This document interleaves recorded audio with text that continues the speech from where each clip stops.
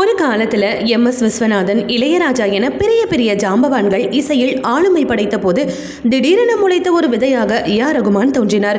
அவருடைய வித்தியாசமான இசையில் இந்த தமிழ் சினிமா அடுத்த கட்ட நகர்வுக்கு பயணித்தது. அதிலும் குறிப்பாக மணிரத்னம், வைரமுத்து என முற்றிலும் மாறுபட்ட காம்போ ரசிகர்களை வெகுவாகவும் ஈர்த்தது.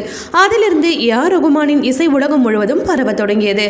அதுவரை இளையராஜாவின் இசையை கேட்டு வந்த ரசிகர்களுக்கு இது ஒரு பெரிய விருந்தாக அமைந்தது. தமிழ் மட்டுமல்லாமல் ஹிந்தி, ஹாலிவுட் என உலக அரங்கில் பிரபலமாகி தன்னுடைய இசையை பரவ செய்தவர் ரகுமான். முதலில் 2 ஆஸ்கர் விருதுகளை வென்ற நாயகன் என்ற பெயருக்கும் சொந்தக்காரரானார். இந்த நிலையில் ஒரு பாடலை பற்றிய அனுபவத்தை பற்றி பேட்டியில் கூறியிருக்கிறார் ஏ.ஆர். ரகுமான். பிரபுதேவா நடிப்பில் ஷங்கர் இயக்கத்தில் வெளிவந்த திரைப்படம் காதலன்.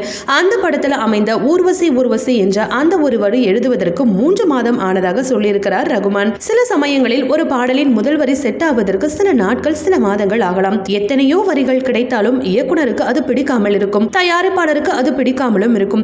அதனால் முதல் வரியை பிடிப்பதற்கு மிகவும் மெனக்கிட வேண்டியிருக்கும்.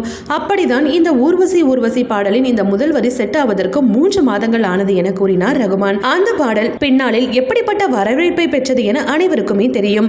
அந்த நேரத்தில் கல்லூரி இளைஞர்கள் அடிக்கடி கேட்கும் பாடலாக இந்த ஊர்வசி பாடல் அமைந்தது குறிப்பிடத்தக்கது. இது போன்ற சினிமா மற்றும் சீரியல் தொடர்பான செய்திகளை காண சினி டைம்ஸ் சேனலை மறக்காம சப்ஸ்கிரைப் பண்ணுங்க.